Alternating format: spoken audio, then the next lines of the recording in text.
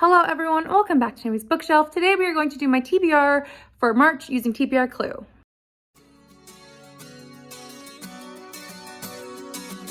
So TBR Clue is my way of picking books with prompts and different things that make my life challenging sometimes. Let's say February did not really work out with exactly what I wanted, but I did end up finishing all of the prompts. So let's get into what I read for each prompt. I do also have a playlist that you can check out if you want to find all the rules and what prompts I had to read for last month, but we're going to get into what I read for those prompts in case you want to be spoiled.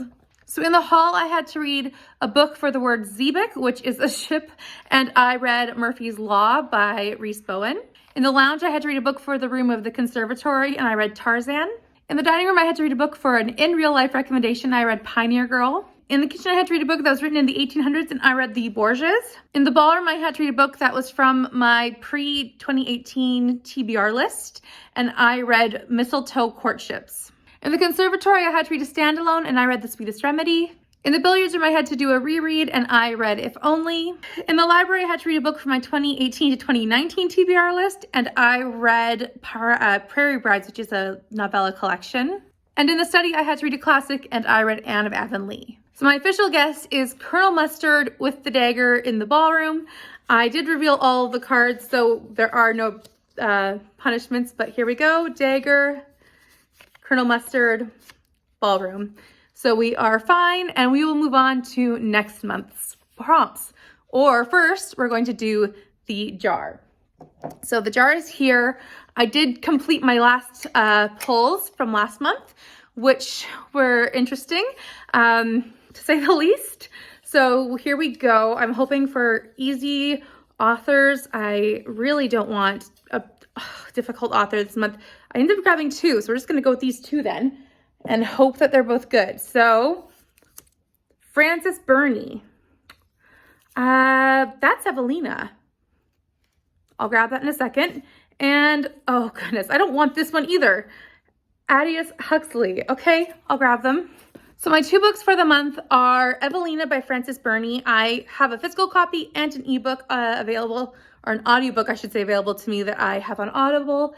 I don't know anything about this except for it was published, I think, before Jane Austen or around her time, and that this is a sequel to a book that she never published. At least that's what the back says. So I am excited to read this one. I just didn't want to read it in March, so that's okay. The other one is one that I read back when I was in high school, and I did enjoy it, but I don't want to read it now. And maybe that's a good thing to push me to read this again. So this is Brave New World by Aldous Huxley. And this one is a dystopian about different class groups. If I remember right, there was like the A's are better than the B's, and there's like this chants. I remember that distinctly. So we'll get into these ones this month. We'll try them out. I don't know anything else by these authors, so these are my only two works that I can try. Otherwise, I'll pick out new authors and give it a go. But either way, I'll be trying out these two authors this month. Now let's get into the setup of next month's board. While we're doing this, instead of me just fast forwarding it as normal, I'll tell you my reading plans. So I'm going to be doing middle grade March and March Mystery Madness, and I'll film a separate video of those ones as I have plans. And those are going to be long videos. So there's card one. But I do want to have specific books for those TBRs. So I will be filming that separately. Then I also will be I will be buddy reading The Devil's Star by, just drew a blank, Joe Nesbo. It's book 5 in the Harry Hole series. And so I will be picking out or reading that one with my buddy read group of Nikki and Berna. So that'll be great. And then I also will be buddy reading As Good as Dead, which is the final book in the A Good Girl's Guide to Murder series. So we'll be doing that one next.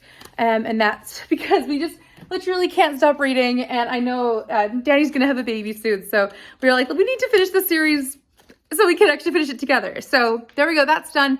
And those are my two buddy reads for March. I don't have any other buddy reads planned, but I definitely have those two, plus those two readathons, and I don't have anything else set in stone. There is the Greek Gods readathon, which I want to participate in, but I will figure that out once I figured out my other two readathon TBRs. So now we're going to set up the board.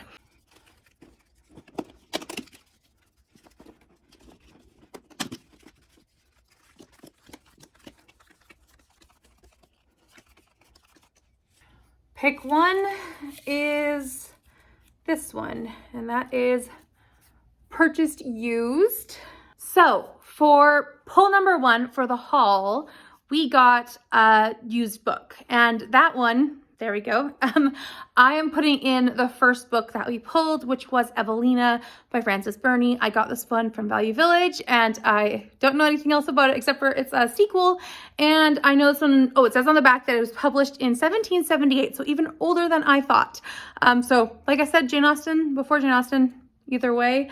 It says on the back that this one is about coming into society with the dangers and the highs and the lows, and it also says that this is about family romance and authority and all these things, and it apparently sounds really good. I don't know what else to expect, but I would like to try this author, and so that's why she was in my jar, and I will be giving Frances Burney a shot this month, and yeah, I just purchased this one used, like I've purchased many of my books used. Book for the lounge, we'll just go with this one, is about the billiards room. For the lounge, we got the billiards room, and I am putting in there Playing for Keeps. This one is a romance I've had for a long time. I also got it used, but this one is Playing for Keeps. I don't know anything about it. It just sounds like a romance, and I don't know anything except for it says playing. Everyone seems to like her who's a romance reader. I've never read any of her books, and I know this one is like later on in a series, but at the same time, I often don't read romances in order unless I have the first one out from the library or I have that access to that one. So I'm just gonna go with book whatever this is in the series because I have it and I'd like to get it off my shelves if I don't like Jill Chavis's writing. But at the same time, why not use this one for the billiards room prompt as it says playing and billiards is a game. I'm going with it. I don't know anything about this one. It's a short romance. I might change this up for a different book, but at the same time, right now it works and I'm happy with that. Book for the dining room, or prompt for the dining room, will be The Lead Pipe. Next one was The Lead Pipe, and this one, I'm stretching, full on, I'm knitting it, I'm stretching, but that one is Anne of the Island. Because I am reading this one for the read-along of Analong, and also I'm reading this one for my buzzword for sure. I might not finish it in the first 7 days, but it's going to be for at least throughout the month. And I'm going with this one because a lead pipe has a circular part and it doesn't like connect to other things unless you attach it. An island is the same way. It doesn't attach to other things because it's an island. I'm stretching it. I'm going with it. It's okay. And the lead pipe is the hardest one to connect to another prompt reaching thing. I don't know why, at least for me. But anyways, for this one, I'm going with Anne of the Island. This is the third book in the Anne of Green Gables series. From what I know, at this book, she's going to college. And I know the series, like the general premise, but I don't remember the details. And I'm excited to go back into Anne's world. Once again, I enjoyed reading Anne of Avonlea this month, and it'll be great to go back and see what happens next with Anne and her friends and all the different adventures that they come across when they go to college. So this will be a great one to read for the lead pipe. Prompt for the kitchen. Oh, can't get my hands on one. Is 1900s. That will work for any Agatha Christie. The next one was the 1900s, and I know I said this would be great for an Agatha Christie, but I have another spot for my Agatha Christie's. So I'm going to put in Brave New World here, since this one was published in 1932, and I need to put this one into my trying reading. So I'm going to put Brave New World in here. Like I said, this is a dystopian. I've read it before when I was in high school. Don't remember much about it. I do remember I didn't hate it. And I do remember it was something about different classes of people. And I also remember that one person did not abide by those classes and he was very, like, everyone was confused by him. That's all I remember. It's very short and I hope I will enjoy it on the reread. I don't know anything else and I am kind of scared, but also kind of excited to get back into this, even though it's not what I wanted to, but this is the push I needed. So Brave New World it is. Prompt for the ballroom. We'll go here. Is Oh, I think this is a character. Mrs. Peacock. Next up, we got Mrs. Peacock. And for this one, I'm going with a book that I looked at on my shelves and like, that's a really good Mrs. Peacock book. And that would be The Masterpiece by Francine Rivers. The cover just screams Mrs. Peacock with the blue feathers. I also have read the back, and this one talks about a woman who is the assistant to a massive painter, like a famous painter, and she is just recently out of her marriage, so she is a Mrs., which also helps. But I have had this book for a while, and I have never read it, so I think it's about time I try it. I do enjoy Francine Rivers' writing, and this is one that I've just never picked up yet. So, I mean, it is a big one, but at the same time, big books don't scare me. I just don't know why I haven't picked this one up yet. So this will be the one I go to. I don't know anything else about it though. I don't think this one is historical. It might be a little historical, like in the 50s, but not like historical in the sense of 1500s or biblical fiction. I don't know how old this is, but not very old at least. So we'll see what I think of this one, if I do get to it. And I really will try, because I do think this is time to read this one. We haven't pulled her out before, or at least for a long time. Next one is this one.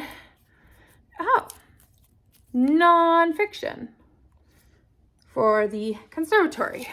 Next up, we got nonfiction, and that one I chose to go with continuing my streak of reading ancient or medieval literature.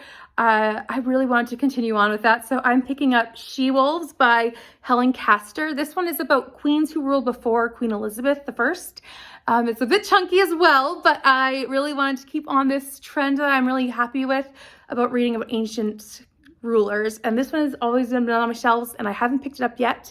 I've owned this one for a really long time, so I really should be getting to it.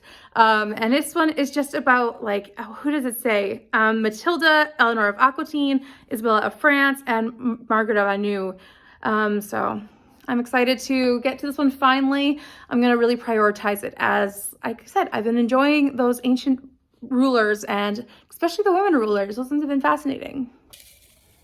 Billiards Room is a color wheel. Next up, we got color wheel. And so as you can see here, I did a color wheel and I got the color black.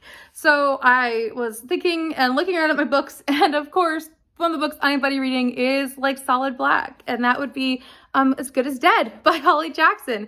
So perfect fit, honestly.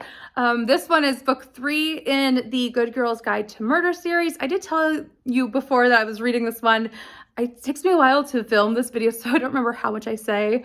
But this one is book 3, and I don't know what else I can tell you about it because so much has happened. It is a very interesting series because in the first book, she's trying to solve a crime. In the second book, she has a podcast about that crime, and then someone goes missing.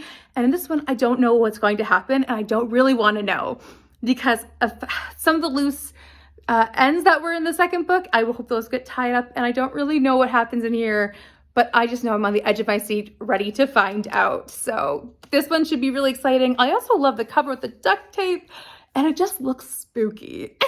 But I'm so on the edge of my seat for this one. You cannot believe how excited I am to pick this one up. So I'll be finishing off a series this month, and I'm really excited for this book. Library. We have romance. Next we got romance, and for that one I'm going with a group book for March Mystery Madness, which has a suspense romance element, as Mary Roberts Reinhardt always does, and that would be The Breaking Point. Janelle from Too Fond of Books is hosting a read-along of this one, so I will be reading this one, and Mary Roberts Reinhardt always has romance elements, and I truly love it. So this one has romance on the cover and intrigue. It's a bit thicker, but I do not mind at all because I love every word that she writes, and I'm excited. This one I don't know anything about, but I don't care. As soon as I saw that Janelle was hosting a read-along of one of the Mary Roberts Reinhardt books, I was like, I'll read it. I don't care what title is. So I went out and bought this one. I also bought several other ones of Mary Roberts Reinhardt, and I don't mind that I did without knowing anything about them. So this will be exciting, and I cannot wait to read it. Like I said, don't know anything. It's called The Breaking Point, and I will be happy to read along without knowing any info first. Last room. is the study, and the paper is Mr. Body. The last one we got was Mr. Body.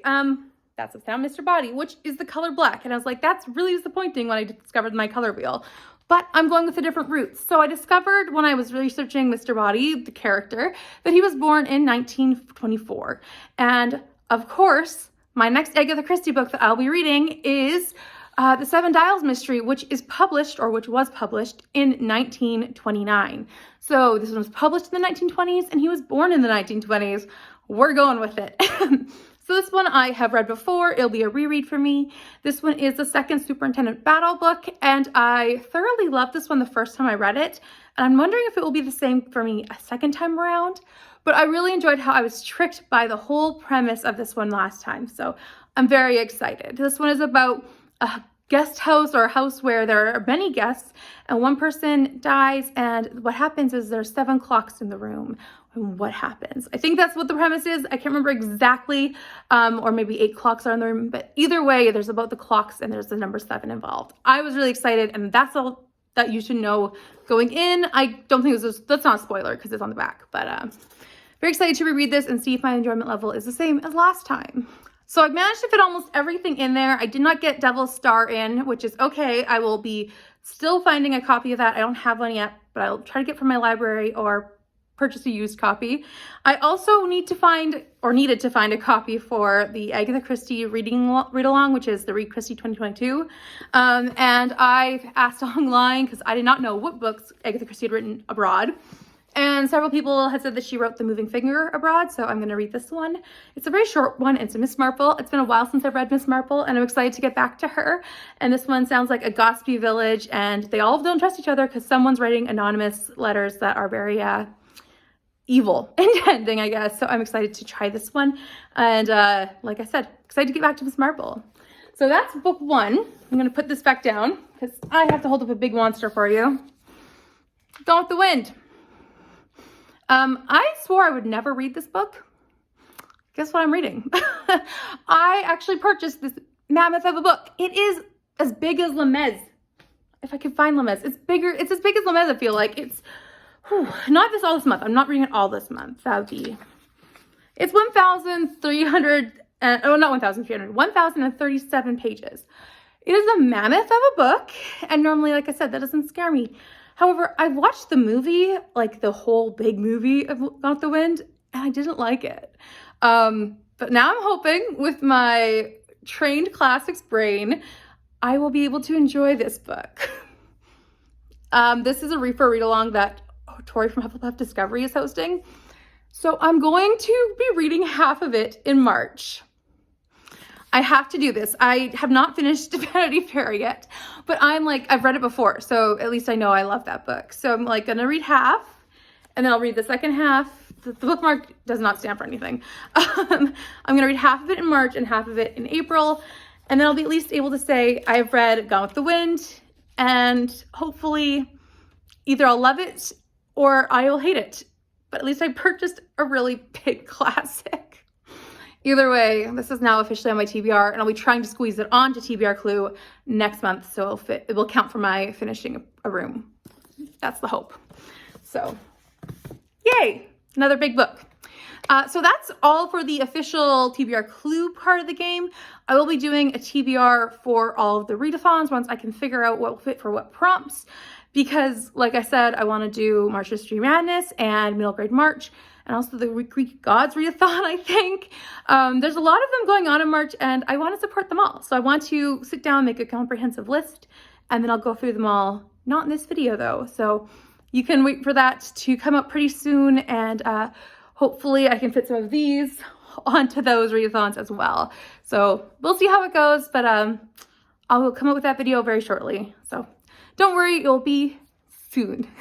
So please let me know if you're reading any of these or what your thoughts are on what these books are, what you are reading in the month of March, and I will hopefully chat with you soon with my TBR for those readathons. Also, if you're new here, please subscribe, and if you enjoyed this video, please give it a thumbs up, and I will talk to you next time. Bye for now.